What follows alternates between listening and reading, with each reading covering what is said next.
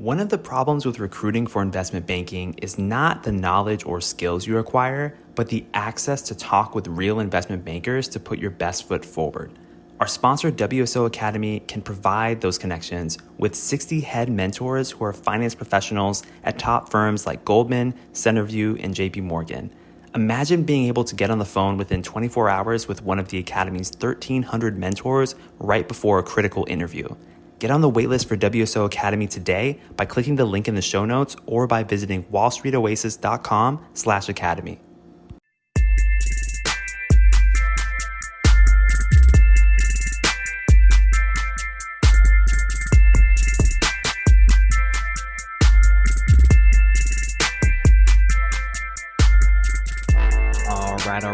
All right. Welcome to Investment Banking Insights. This is the only show dedicated to helping you learn both the technical and non-technical aspects of the investment banking process. Hello, my name is Alex Mason, and I am your host. Thank you so much for joining me today. Hope you're doing well wherever in the world you are.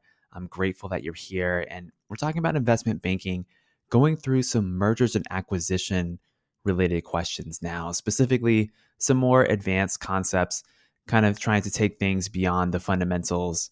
So thank you so much for joining me. Let's go ahead today and talk about the concept of synergies. Today's question is this: walk me through a calculation of revenue synergies. Walk me through a calculation of revenue synergies. Okay, well, first of all, let's remind ourselves what this is. It's been a while since we talked about this here on the show. Why are revenue synergies important and what are they? Well, first of all, there are two types of synergies that you might expect from a deal. The first is revenue synergies, and the second is cost synergies. Revenue synergies are ways that the combined company is expected to make additional sales in a way that you can attribute back to the business combination itself. So it goes beyond just saying, okay, firm A is making $1 per share, firm B is making $1 per share. If you add them together, they should make $2 per share. Well, no, you're saying that you're actually going to increase, you're going to multiply your revenue generating capability because of the merger or the acquisition. So it's kind of like saying 1 + 1 = 3. It's kind of how I think about this concept of synergy. And of course, this is like way easier said than done. It's actually really hard to get revenue synergies from what I understand, because it's just so kind of murky whether or not you're actually able to do it. But the question is, walk me through a calculation of revenue synergies. So I decided to go ahead and attempt to do just that for you today. So I went ahead and I created this example to kind of illustrate this concept. So let's go ahead and say that Meta, the parent company of Facebook, let's say that Meta is going to acquire Pinterest, which is the social media company. And this is a fictional example, but I am using real numbers to illustrate the concept. So Meta, ever since it was just Facebook, like way before they changed their name, they've been very good actually at boosting what's called their average revenue per user. Average revenue per user is a metric used in internet-based businesses or user-based platforms in order to determine like how much money are you making from your audience, essentially.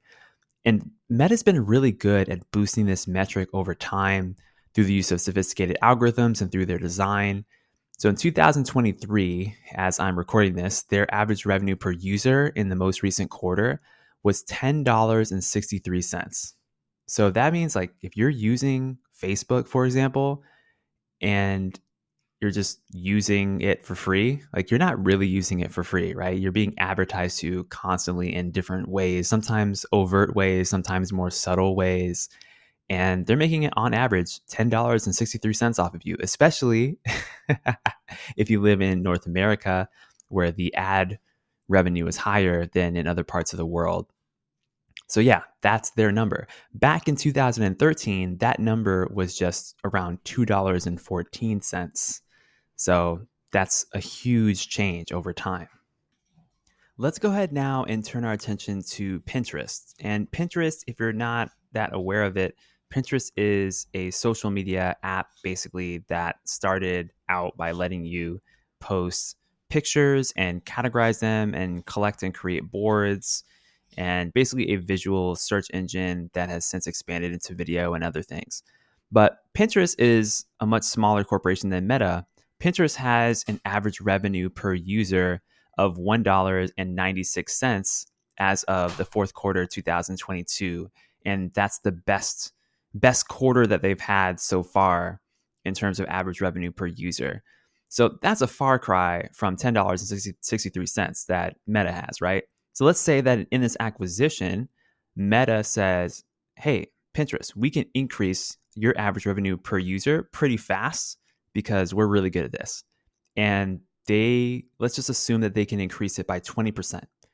So that 20% increase is equivalent to about 39 cents in additional revenue per user for Pinterest. Now, how does this translate to the actual revenue synergies? Well, we can multiply this average revenue per user by Pinterest number of users in order to get the impact on total revenue. And right now, as I'm recording this, Pinterest has over 465 million monthly active users.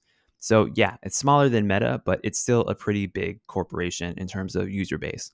So we can multiply the additional revenue of 39 cents by 465 million, and that gets us over $181 million in additional revenue for the company.